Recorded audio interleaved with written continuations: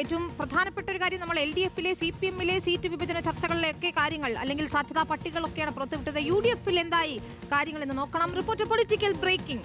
UDF seat വിഭജനവും അന്തിമഘട്ടത്തിലെത്തി നിൽക്കുന്നു. വെള്ളിയാഴ്ച അതായത് നാളെ മലപ്പുറത്ത് നിർണായക ചർച്ചകൾ നടക്കുമെന്നാണ് അറിയുന്നത്. തിരുവമ്പാടി പട്ടാമ്പി സീറ്റുകൾ വെച്ചു മാറുന്ന കാര്യത്തിൽ PK കുഞ്ഞാലിക്കുട്ടി KC വേണുഗോപാലുമായി ചർച്ച നടത്തും. കോങ്ങാട് പുനലൂർ സീറ്റുകൾ കൈമാറാമെന്ന് ലീഗ് അറിയിച്ചിട്ടുണ്ട്. കേരള കോൺഗ്രസ് ജോസഫ് വിഭാഗവുമായും ചർച്ചകൾ തുടരുക തന്നെയാണ്. റോഷിപാലാണ് ചേരുന്നത്. വിശദാംശങ്ങളുമായി റോഷിപാൽ, സീറ്റ് വിഭജന ചർച്ചകൾ ഏതായാലും UDF-ൽ അന്തിമഘട്ടത്തിലെത്തി നിൽക്കുന്നു. സിറ്റിംഗ് MLA-മാർ ഒരുവിധം എല്ലാവരും മത്സരിക്കുമെന്നാണ് അറിയുന്നത്.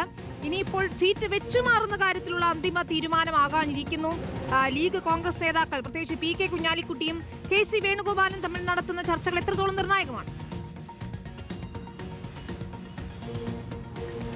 വിനിത, സീറ്റ് വിഭജന ചർച്ചകൾ ജനുവരി 15-നകം പൂർത്തിയാക്കാനായിരുന്നു ആദ്യം കോൺഗ്രസ് ലക്ഷ്യമിട്ടത്.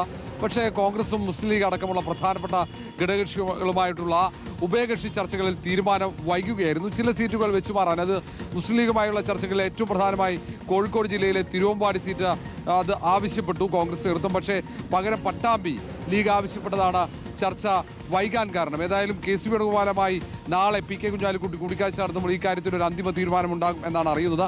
പട്ടാമ്പി ഒരുപക്ഷെ കൊടുക്കാൻ സാധ്യതയുണ്ടെങ്കിൽ അതിനു പുറമെ കോങ്ങാടും പുനലൂരുമൊക്കെ കോൺഗ്രസിന് നൽകാൻ മുസ്ലിം ലീഗ് നേരത്തെ സന്നദ്ധത അറിയിച്ചതാണ്. അതിനൊപ്പം കേരള കോൺഗ്രസ് ജോസഫ് വിഭാഗവുമായി പ്രതിപക്ഷ നേതാവ് VD സതീശൻ പ്രത്യേകിച്ച് BJ ജോസഫുമായി ചർച്ച നടത്തിയെങ്കിലും ആ സീറ്റ് കൈമാറുന്ന കാര്യത്തിൽ ഇതുവരെ തീരുമാനമായിട്ടില്ല. അത് വെച്ചു മാറുന്നതല്ല. കേരള കോൺഗ്രസ് ജോസഫ് വിഭാഗം കഴിഞ്ഞ തവണ മത്സരിച്ച 10 സീറ്റുകളിൽ 4 സീറ്റ് തിരികെ ആവശ്യപ്പെടുകയായിരുന്നു കോൺഗ്രസ് നേതൃത്വം. അത് അംഗീകരിക്കാൻ കഴിയില്ലെന്ന ജോസഫ് വിഭാഗവും നിലപാടെടുത്തു. ഒരുപക്ഷെ 1-2 സീറ്റുകൾ വിട്ടുകൊടുക്കാനുള്ള സാധ്യതയാണ് കാണുന്നത്. ഏതായാലും 7-ാം തീയതി പ്രതിപക്ഷ നേതാവ് VD സതീശന്റെ ജാഥ പുതുയുഗ യാത്ര തിരുവനന്തപുരത്ത് സമാപിക്കുകയാണ്. അതിന് തൊട്ടു മുമ്പ് തന്നെ സീറ്റ് വിഭജന ചർച്ചകൾ പൂർത്തിയാക്കാൻ കഴിയുമെന്ന പ്രതീക്ഷയിലാണ് കോൺഗ്രസ് നേതൃത്വം. ശരി, വ്യക്തമാണ്. റോഷിപാൽ ഏറ്റവും പുതിയ അപ്ഡേറ്റുകൾ UDF ക്യാമ്പിൽ നിന്ന് നൽകിക്കൊണ്ടിരിക്കുകയാണ്.